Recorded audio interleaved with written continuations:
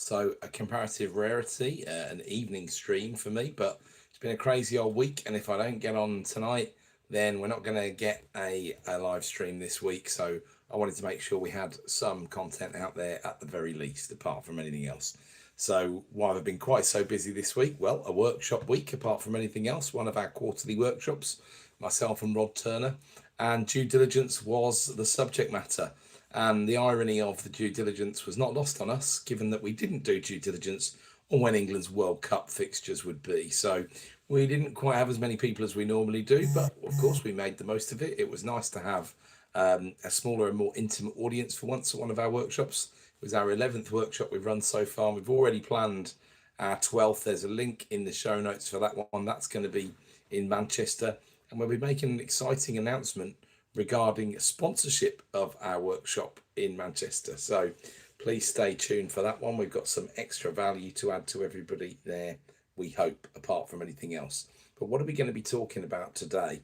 Well, Andy Burnham is unavoidably the subject matter of the moment. There's more politics in Propenomix than I would usually like at the minute, but that's where we are. And ultimately, we know that Burnham wants to tax the land under our feet. A very popular policy on paper. Actually, I'm going to reveal about how there's already been a couple of times in the past where land value tax has been legislated and never had a penny collected. So will it work? Does it balance? It doesn't quite make sense in my head. And it doesn't quite add up. The maths doesn't add up before we even consider the politics. But let's see what happens. Now, whatever happens, we're already at a place right now where England is building about 56% of its target number of homes. And let's not forget the Labour Party were actually quite modest in this ridiculous 1.5 million homes target they put out. Conservatives re-raised them and said they'd do 1.575 million, I believe it was. But there wasn't a large party at the time of the last election who didn't massively overpromise in housing. It's just what they do. We're also going to cover this week how the biggest and best land builder out the ground in the land is on strike. Not buying any more land at the moment. Quite a statement, not a bluff, I don't think, but a really serious play and a real chat on the state of affairs that we've got in this country at this time. And then 45% of homes still leaving the estate agency market without being sold. That's 45, yep, nearly half, unbelievably so, right? So I'm also going to talk a little bit about how whoever runs the country actually needs the private landlords more than they think they probably do. And we look like we've got another combat situation coming up with the next PM rather than any sort of collaboration, even though Mr. Burnham has got form for collaboration, cross-party and cross-requirement in other things that he's done. So it'd be a shame that he's not going to do the same here, but there we go. It's going to be, looks like it's going to be more combat. And what's the prize to the winners of those spoils? Who's building the 2 and 3 bedroom houses that really keep the engine running in the country, apart from anything else? So the big numbers, right, this week, 56%. That's from Savills, that number, about the 300,000 home target per year that England will actually build. So they're saying we're going to be averaging about 167,500 homes by the time we get to 2029-30 fiscal year. That would be a bit of a disaster if we get down there, but that's what Savills think, and they're obviously highly respected. 7.1 trillion is a number that you're going to hear this week, and that is the 2024 ONS, the most recent value of UK land. So if we were talking about 0.5% on a tax of that sort of level, that would be fairly incredible. Now, of course, it's not really technically just the land, it's also what's sitting on the land, although it is the land that appreciates underneath the bricks and mortar, or other construction methods are available, of course, of your property. So if we were talking about 1% of 7.1 trillion, sorry, we'd be looking at an awful lot of money, wouldn't we? 71 billion pounds, 0.5%. We're talking about 35.5 billion pounds aside from anything else. But remember, we take in about 15 billion a year these days in stamp duty alone. And if this is going to replace stamp duty and council tax, that's a significant sum. So it doesn't actually generate a whole load more value. It's much more a rebalancing of who pays that tax than it is. And what I can't work out in my head is how this is congruent with devolution, because it seems to me that a lot of this money is going to need to go to central government to go back out to the local authorities. So the local authorities are going to have less tax collecting powers than they do at the moment, and are going to rely on however that mechanism is going to be worked at local authority level. So it just seems a bit of a strange thing to me, but I'm sure they'll find a way of reconciling all of that. Then we've got 45.2%. That's the number of homes that left the estate agent's books unsold in May, that official figure. Nearly half, about 9 in every 20, something like that.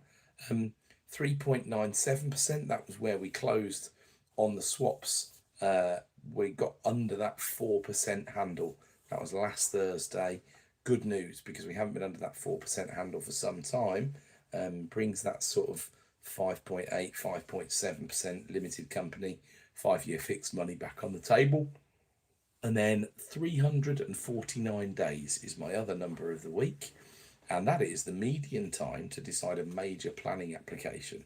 That was 107 days in 2010. It's now 349, so nearly 3.5 times as big as it was.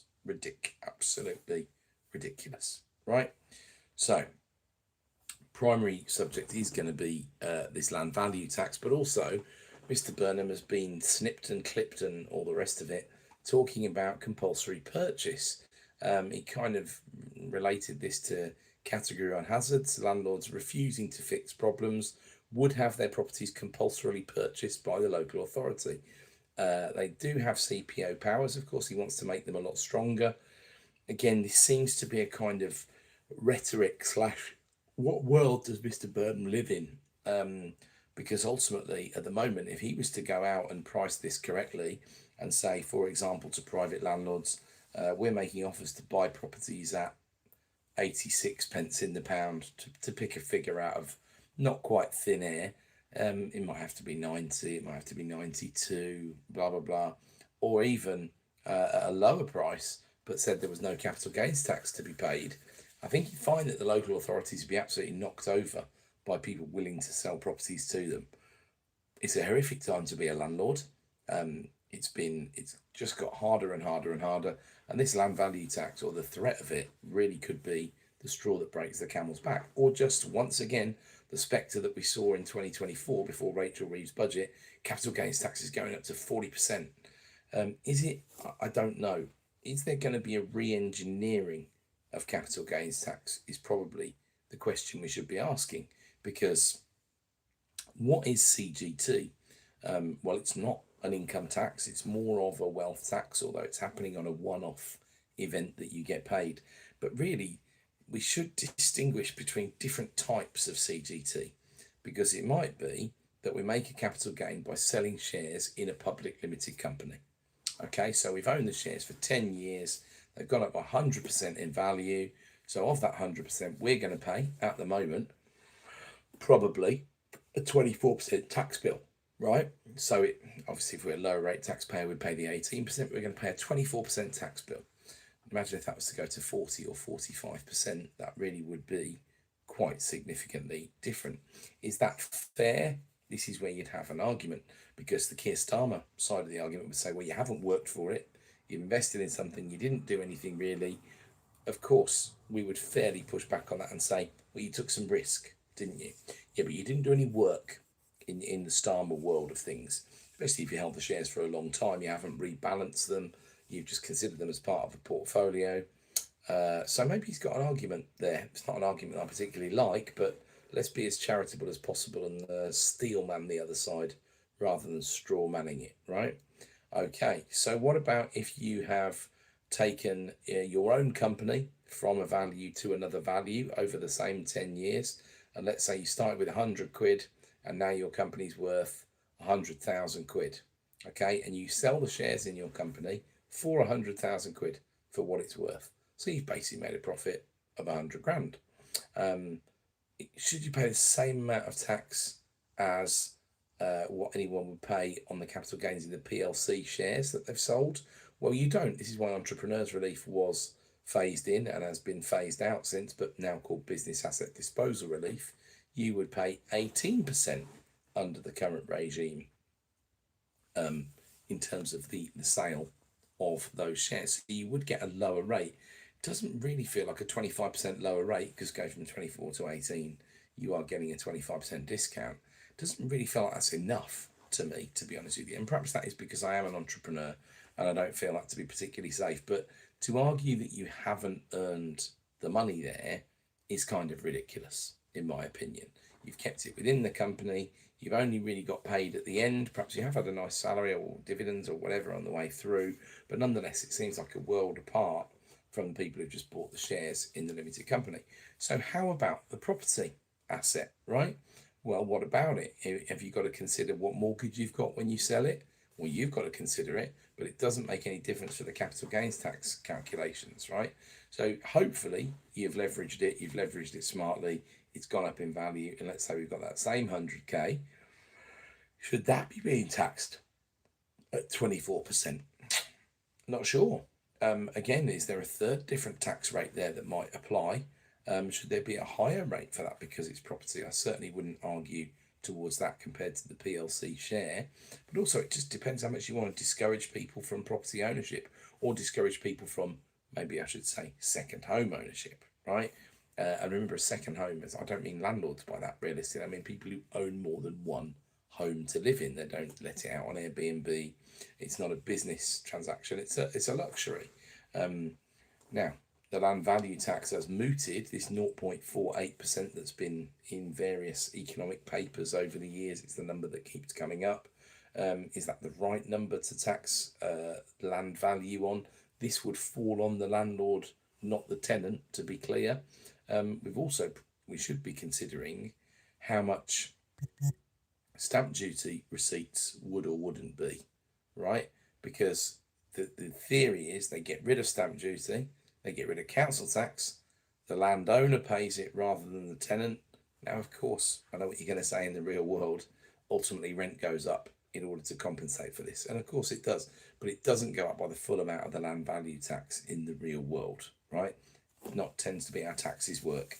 Some of that will get swallowed by the landlord. So it'd be a huge change to the system if it happens. You would hope you would get some credit if you've only just bought a property and paid 5% additional stamp duty, apart from anything else, yeah?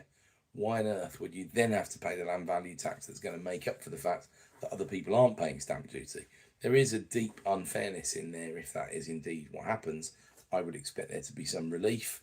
And of course, there's been a variety of things mooted by people about this in recent times. For example, will he give you the choice? Would the Chancellor or would the Treasury or whoever give you the choice of still paying the stamp duty rather than the property tax on an ongoing basis? You would think they'd rather the property tax, really, because they know where they are. You would also think, apart from anything else, that ultimately they're going to be making more money over time because property values go up and blah, blah, blah. Now, this is an interesting dichotomy in the land value tax as well, isn't it? Because Labour don't really want house prices to go up in the public statement of what the Labour Party stands for.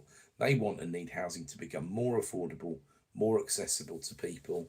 It's not just the price of housing that matters there ultimately. You've got to think about the supply of new homes and of secondary market homes. You've got to think about the demand. You've got to think about the empty homes. I would much rather Mr. Burnham was talking about compulsory purchase of empty homes, especially serially, perennially empty homes. They're the easiest homes to bring back into the stock, well, my personal opinion. So that's where we are with Mr. Burnham and his two major ideas there, really, apart from anything else. What else have we got to consider? So land value tax, as we've said already, we'll get into that in even more detail than I've kind of laid out at the very start there. Compulsory purchases, and look, ultimately, the arithmetic of it, does it add up, right? Does it add up, especially if Savills are right about this 56% or anywhere near of the homes that we're going to deliver in terms of our target? And if you think 56% is a bad result, just remember Sadiq Khan was running at about 6% of his target in London, not 56. So highly possible because of all the legislation there is at the moment, particularly on high-rise buildings, now redeemed high-risk buildings. So this is a land problem, really, rather than a housing problem. A couple of weeks ago in the supplement, I quoted David Lloyd George and the People's Budget. You cannot give a man a house without first giving him the ground to put it on. And the ground is the one thing they're not making any more of. And this is why so many economists have been in favour of this land value tax. The point is, if you own the property in Guernsey, in a Guernsey company, you don't currently pay corporation tax. If you own mainland properties in a Guernsey propco, or if you're abroad, you're in Dubai, you're in wherever, this is not a tax you're going to be able to get away from. You're going to have to pay the tax, right? That's where you'll be. Now, before I press on with the rest of the supplement, just want to have a quick chat about our next workshop, which is up in Manchester. This one is about joint ventures and mergers and acquisitions. So definitely the most exciting workshop that we do, and the one that really brings me alive. We do, as we always do, some real life case studies of some deals that we've done, how we've got them through the legals, how we've structured them, whether joint ventures are a good idea, how many JVs I've done. Rod always says I've done more JVs than I've had hot dinners, but I've had quite a few hot dinners these days, Rod, so it's not quite as close as all of that. But mergers and acquisitions, a massive topic, and is going to be more and more of a topic, because apart from anything else, depending on how the stamp duty regime ends up, at the moment you've got a significant advantage in acquiring properties that are in companies, because you're considering 0.5% on the cost of the shares being the stamp duty, rather than 5% plus being the stamp duty that you pay, and a lot more than that it can be. So our next workshop, the link is in the show notes. The URL is tinyurl.com/PBWOCT26. So PBWOCT26, or you can Google Property Business Workshop 12, Adam Lawrence, Rod Turner. You'll soon find it, apart from anything else. So we really know that we have got Burnham as our next Prime Minister, unless something very, very strange happens, apart from anything else, okay? We've just got to do a little bit of housekeeping before we crack on. I just want to say hi to those who tuned in on the stream and said hello and given me a like and everything so far. I do appreciate that, both on the Property and Propenomix page and on the Propenomix live stream on YouTube. So thank you. If anybody's watching and the supplement has ever helped you out, saved you any money, I know quite a few people that have texted me and said it really does help them out with their property investing, apart from anything else. If you can give me a like, I'd strongly appreciate it. It's very cheap rent, apart from anything else. And if you're feeling generous tonight, a subscribe would be fantastic. If you do want to ask any questions, please make it clear in the chat that put a Q in there or something, so I know it's a question. That'd be useful. And I'll talk about I'll talk about pinned comments at the back end if there are any. So thank you. Okay, now for the last year and a half, and for the next 2.5 years, barring any strange outcomes, which, let's face it, could happen for a number of reasons, I do a Trumpwatch section in the week to weeks. So we're going to have to consider that once again this week. We've got our lame duck Prime Minister at the moment, Mr. Starmer, not being able to do anything. Some would argue it's a good idea, it's a great thing, it might be quite helpful. We have this, of course, in the US. You know, the election is usually around about the 6th, 7th, 8th of November, around that sort of time, and then the president's not sworn in until the following January. So we have a couple of months of lame duck presidency, as they call it. Is it a disaster? Not always, and it doesn't necessarily need to be a disaster if it stops things from getting in the way. However, what we've introduced here, like always, is a lot of uncertainty. And that's where we've seen the bond markets wobble a little bit. And of course, they'll wobble more if there's more speculation about who the Chancellor is, and it's going to be someone like Ed Miliband. We're all hopeful, I think, that it won't be Mr. Miliband. I'm not sure he's got the skills. He certainly hasn't got the pedigree and the track record to do it. And his overall zealotry around net zero is not overall deemed to be a positive force on the price of the government's debt, the bond markets, and all the rest of it. So remember our 7.1 trillion value of the land base in 2024. What other taxes and numbers are relevant to the Trumpwatch section? 2% digital services tax, Mr. Trump still got his knickers in a twist about this. I have no idea why. He really has no business moaning about this tax. This is a tax that's levied on companies that ultimately we have to levy that tax on them because they structure their tax affairs in such a convoluted way that they don't pay their fair share of UK corporation tax, even though they're taking huge amounts of money out of the UK economy. So digital services tax is a tax I'm in big favour of. And frankly, if it was me in power, I would be doubling it, aside from anything else. Needs to be done, right? Only takes about 800 million quid, so it's not a big deal. And you might say, well, why upset Mr. Trump on the back of it? But also, why fold to him just trying to sort out the tech bros or whatever? We had this recent stat that his net worth was up by a couple of billion dollars, and about 1.3 billion, and that was via crypto. He really is at a different level in terms of, and you struggle to point to a US politician who hasn't been at least a little bit inclined to perhaps pad their stock market portfolio with effectively insider information.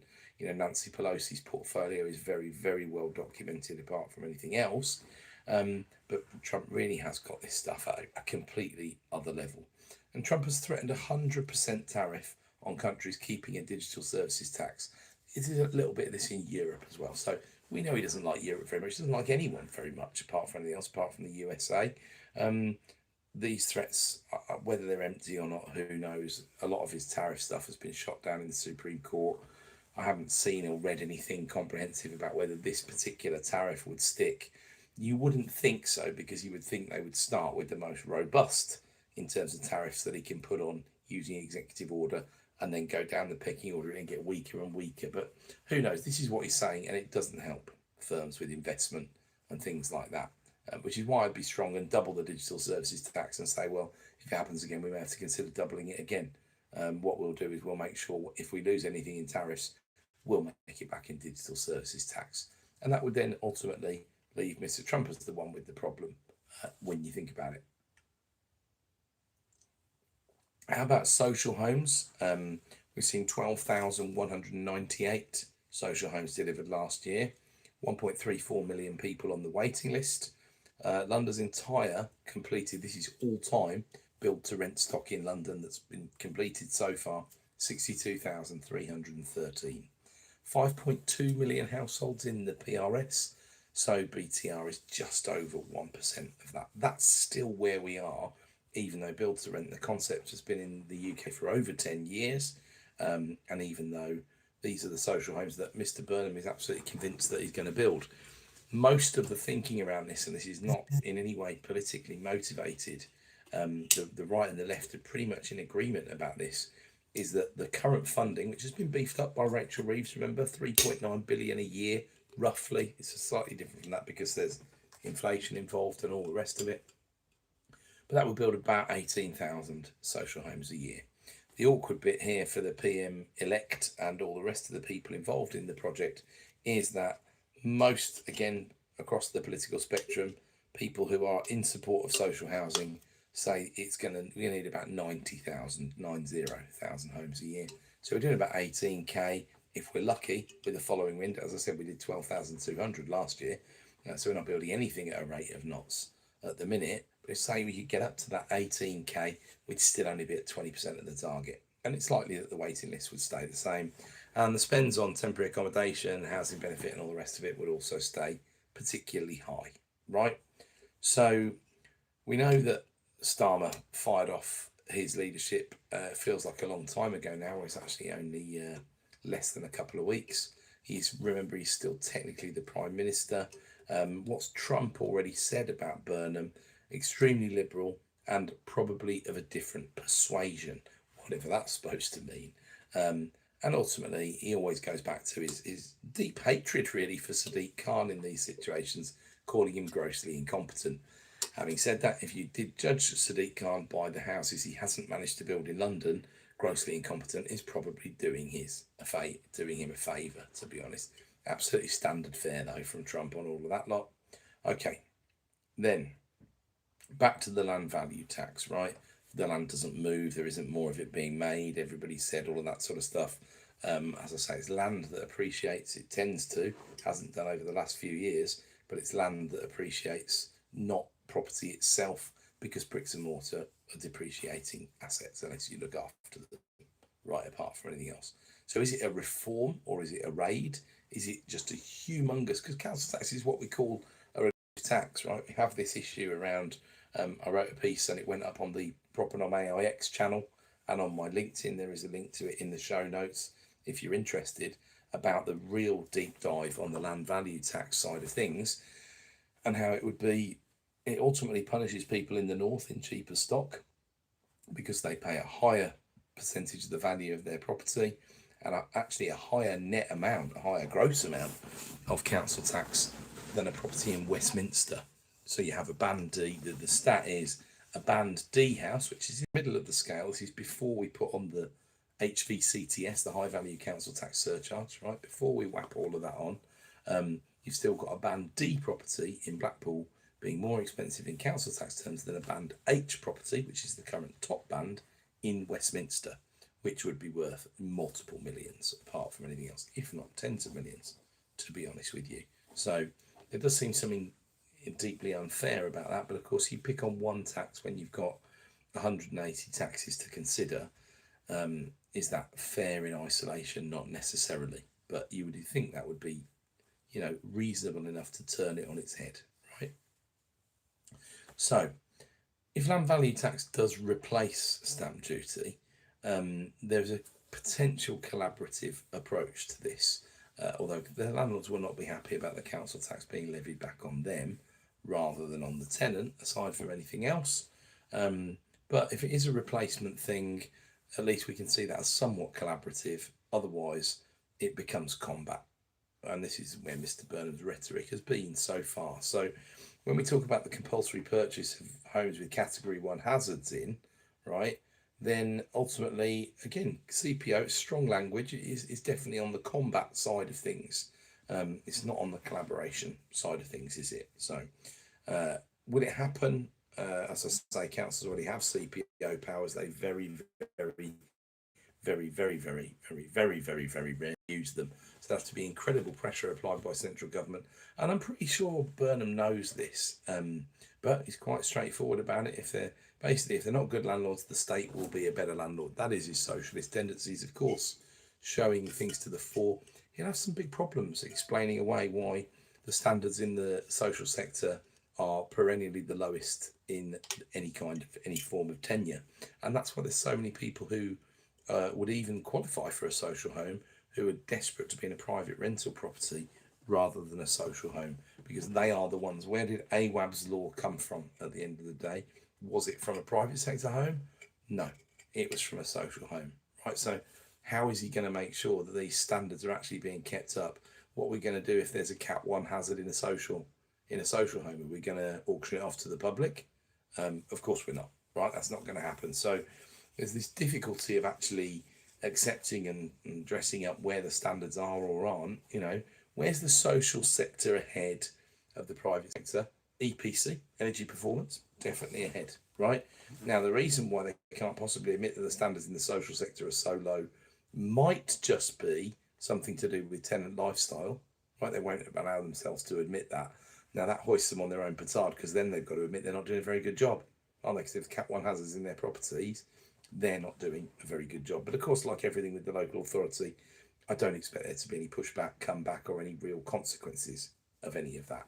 So I'm not really bought into this CPO thing being a real thing. As I said, I think you could collaborate with landlords, you could collaborate with the NRLA, you could collaborate with all sorts of people. Put your hand up at the moment if you would take XX pence in the pound. Let's say it lives around 90 pence in the pound. I think you find loads of people who'd be very keen, especially if the tenant was going to stay where they were. They weren't going to get void, they weren't going to get this, that, and the other. They'd have a few legal costs to consider, and that would be all. It's a government buyback scheme.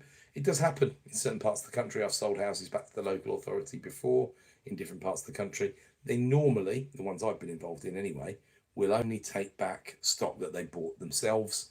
Again, you'd have to tell me whether that was sensible or whether they built themselves. I don't know whether you think that's sensible or not. I think probably not, really, to be honest with you. You can have a valuation done. If the building is sound and you want the state to grow a portfolio, let them buy it. I'd happily sell a couple of hundred homes to the state if there was a reasonable offer on the table around all of that for a variety of reasons, right? What would I do with the money? I'd go back and buy some more, apart from buy the ones that the local authority are not going to buy because they need improvement, because there's problems to solve, all the stuff they realistically won't be able to do at any stage. But that's where we are. More relatively hostile chat. The biggest one will be whether CGT is going to be equalised, I think, in terms of the way people feel, and will that be across that spectrum of CGT that I talked about earlier on? I guess we'll find out, right? So, state, I mean, I honestly think if you go down this compulsory purchase order route, you might get some landlords wanting to have a category 1 hazard so that the local authority compulsorily purchases the property back off them. Now, of course, they'll have to be careful because there'll be thousands of pounds worth of fines involved in this process as well. £7,000 starter for any Cat 1 hazards that are found if the government wants to, if the local government wants to impose a civil penalty. So, do we want combat, Mr. Burnham, or do we want any form of collaboration, which has been your form in the political achievements that you've been involved in over, certainly in the Manchester years, including collaborating with huge private landlords and build-to-rent schemes, apart from anything else, right? We need that on a national level, Andy. That's what we need from you. And if you want to buy some houses, come and chat to me. I'm happy to sort the government out with a few hundred, and I'm pretty sure I could deliver them tens of thousands if that was the brief, if not more. But there we go. Now, the state can't house its own citizens without the private landlords for at least one generation, and that would be extremely ambitious to be able to wipe out the PRS in one generation, aside from anything else. And where would they get the money from to take that out when we're thinking about 7.1 trillion land value, and when we're talking about a PRS that's 19% of those households? It won't be 19% by value, but even if it was 10% by value, and it won't be, it'll be 16 or 17% by value, right? I don't know the actual stat on that one, but even if it was only that, we're still talking £1 trillion or more than £1 trillion. If that's the value, that's what the government would have to come up with. Now, we're still in a world in Great Britain and the United Kingdom where £1 trillion is a lot of money. In the United States, it's one guy's net worth, depending on how his SpaceX stock is doing on the day anyway. But still, people moaning about the national debt at the moment being sitting around 3 trillion. You had another trillion back on there for buying all those houses back. Is that going to work? Is that going to be a possibility? Well, who knows? Obviously, it would create assets on the government balance sheet as well as liabilities in terms of the extra money that was needed to balance those things out. So there is an argument, right? And it needs to be considered. Now, the collaboration models that exist that would help Mr. Burnham, if he decides to be a collaborator rather than a combator, or rather than a gladiator, talking down to those horrible private landlords, even though there's quite a few of them in his own party, aside from anything else. We know where we are. Look, state-backed leases work well, index-linked, voids covered, and ultimately Darren Rodwell's fantastic community rent model, which I talk about all the time. We know what needs to be done, and I think my biggest hope, if there is hope that's given by Burnham, it's certainly not personal hope on my level. It's going to be see the likes of me getting smacked even harder for more tax once again.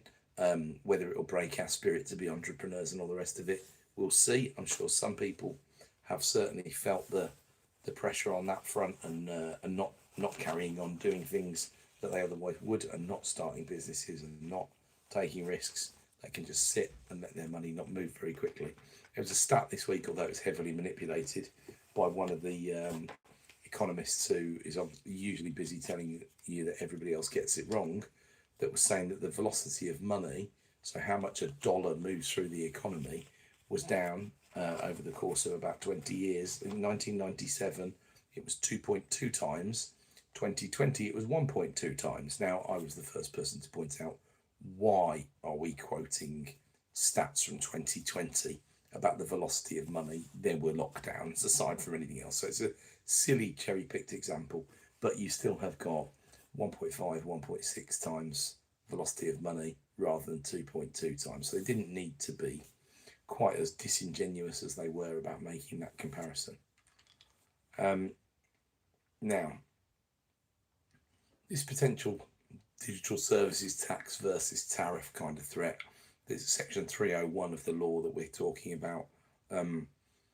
The briefing at the moment suggests this one actually would hold up if they did it, and it would supersede all the existing bilateral deals. What does that mean? It means that apart from anything else, as usual, when you've done a deal with Mr. Trump, you haven't really done a deal with him. What would you do? Would you take the £800 million hit and just give up to the big bully? Well, how can you? Because the next week he then just moves on to the next tax that he feels Amazon, Starbucks, Google, and whoever else are paying too much of, and just does it again. I think you re-raise him. I think you just say, right, it's going up to 4% next year. We like this tax. We don't feel we're capturing value. All these companies are taking money out of our country, and you could even use chat like if Mr. Trump was the Prime Minister in the United Kingdom, he wouldn't be standing for this behaviour. So he can't be surprised that we're not standing for it, apart from anything else, right? Okay. Politicians tax what can't run away. That's a Georgist approach, okay? I think probably to an extent it is the job of the government to move the tax system around into places where too much profit has been making and not enough societal benefit is being gained. So that, if you listen to that and you're a libertarian, you probably don't like it very much. But I think that is the role of the government. I'm not saying they should waste the money. I'm not saying the welfare bill should be where it is. I'm not saying any of those things. And so that's probably the role of the government, to try and maximise the tax take over time. And obviously that means you all come into this space, buy-to-let mortgage born in 1996. Obviously people had rental properties far, far before that. But that 1996 to 2013 period, nearly 20 years, saw just an absolutely epic increase in the size of the private rental sector from about 2 million, or a bit less actually if we go back to 1996, to 5 million in 2013. And we haven't seen a lot of growth since then, since a lot of the rules were changed, since what's gone on with legislation, with Brexit, with all sorts of other stuff that's gone on. That's where we've ended up. So if you've only just joined, we've been talking about the UK political landscape at the moment, resignation of Keir Starmer, Andy Burnham being the favourite to replace him, and his land value tax, aside from anything else. Now, next up, I'm going to talk about the real-time property market, which I talk about on a weekly basis. Thanks to the great Chris Watkin, I've already mentioned that 45.2% of homes that aren't that leave estate agents' books selling. Yes, nearly half. That is true. 75,000 UK homes sold subject to contract across the first 3 weeks of June that we've got the data for. That's 10.4% lower than 2025, same 3 weeks. Every single UK region is selling less than it was 12 months ago. Was that just finally the war and the interest rate biting? Was there another reason for it? We need to keep looking.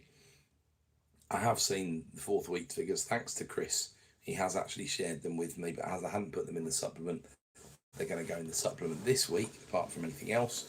And you'll see, the market's not even doing as well as it was in 2024, let alone 2025.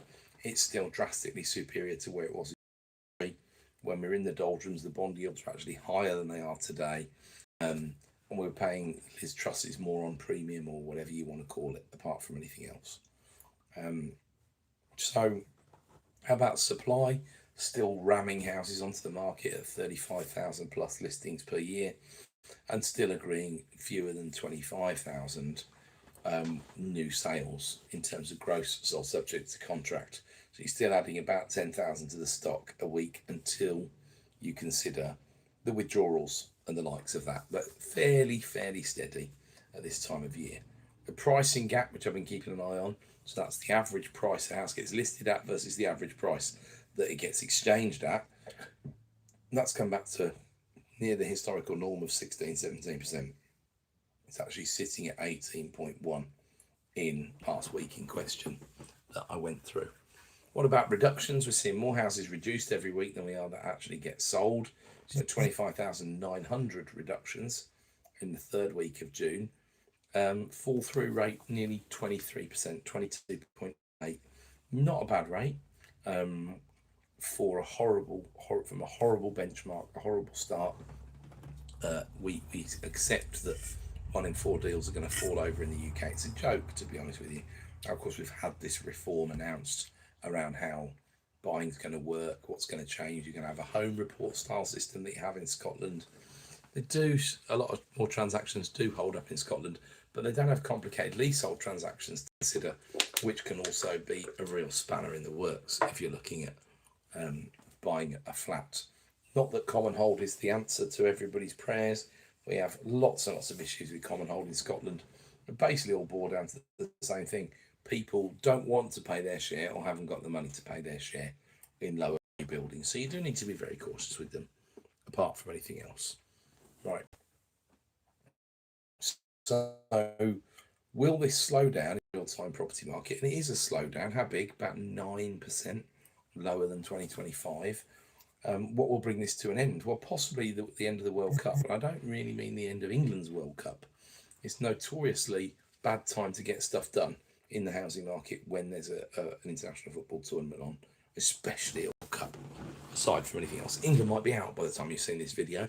Let's hope not, but we've already started with the excuses on the altitude on the Mexico game that's coming up. I just can't have it personally. So I have an England shirt on tonight. I've got a nice new one, and a few people who ask me where these lovely flashy shirts come from.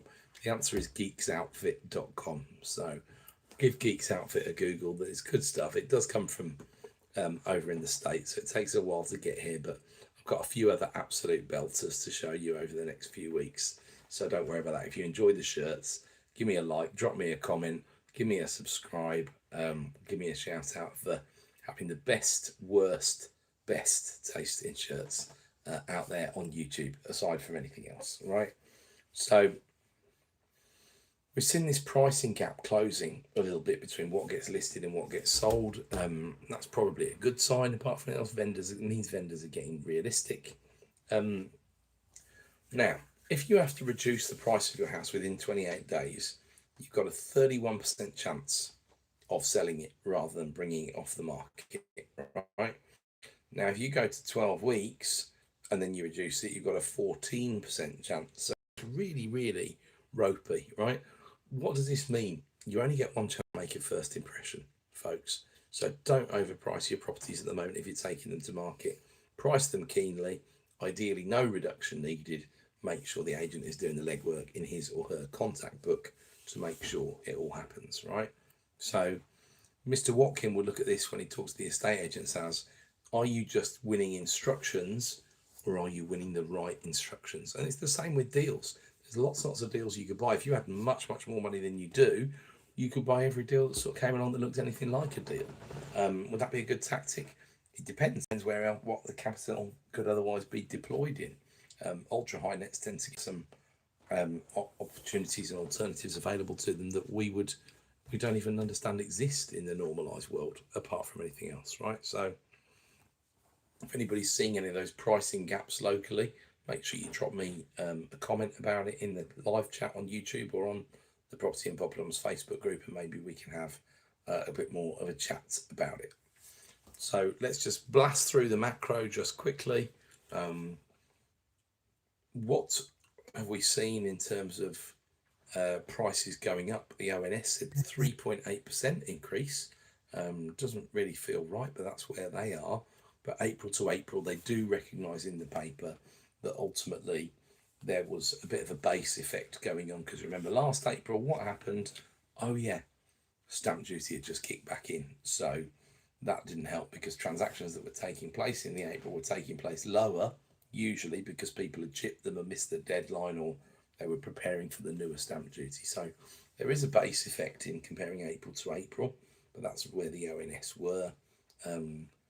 Last April they said house prices fell 2.9% in 1 month. as the stamp duty deadline passed. And with a bit of smoothing, without the smoothing out that goes on, that could have been reflective. That extra 3% that was taken off probably was about the average stamp duty paid on a house that was extra than it was compared to before the Rachel Reeves budget in 2024, which kicked in to bring the stamp duty thresholds back in April 25, now being compared to April 26, if that makes sense. They had the Northeast up 9.9%, but they had it in minus 0.9 the month before, so usual regional anomalies at the ONS. London down 2.1%, the ninth consecutive month of annual decline in the ONS figures. No base effect to hide behind on that one. ONS rents up 3.3 annually from 3.5, averaging 1383 on the stock measure. You go to certain portals, London, places like that as well, you're looking at more like 1,800 quid average rent at the moment in the UK, but 1,300 is closer according to the ONS. Then we had the PMIs, my darlings of real-time economy. Flash composite was down to 49.4 from 49.7. Doesn't sound too bad now. We know the 50 handle is where we want and need to be, but that's the 14-month low, second month of contraction, and consistent with the economy shrinking about 0.1%. So we do need to be really careful on all that one. We'll keep monitoring it apart from anything else. Manufacturing is doing great guns though, 53.6, a 21-month high. But what a lot of people are saying inside the industry is that firms are stockpiling because they're worried about inflation apart from anything else. And then the number in employment is down for the 21st consecutive month. But price pressures are easing as well. So that's not all terrible news, right? Now, KPMG and the REC report that comes out once a month, I had a quick look at that as well. For last week, temporary billings were rising at the fastest rate in over 3 years, whereas permanent placements were falling at the fastest pace in 10 months. So temp billing, yes please. Permanent placements, no thank you. The only rise in permanent placements over the last month was in the north of England. So where do we want to be? Well, difficult to say, isn't it, really? 3% inflation, roughly, that's where you want it to be, I think, really. Depends how the bond markets are, depends where the interest rate is, it really, really does.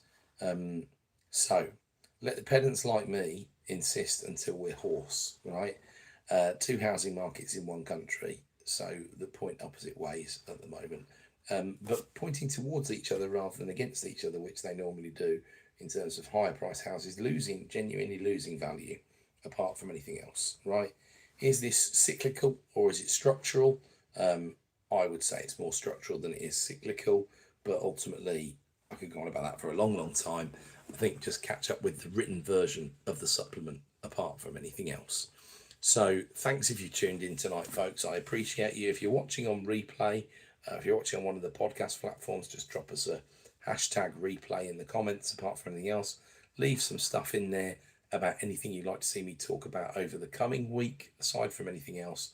And please get your tickets to the next property business workshop in Manchester on Thursday the 1st of October. So it's a link in the show notes and the URL is tinyurl.com/PBWOCT26.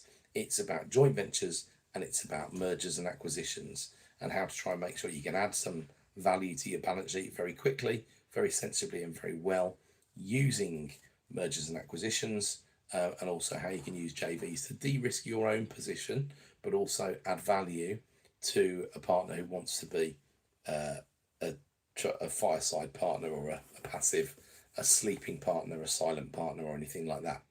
Thanks very much for tuning in, folks, and staying with me. I'll catch you next week, but please make sure to keep calm, carry on, and always read the supplement. Thanks, folks. Take care.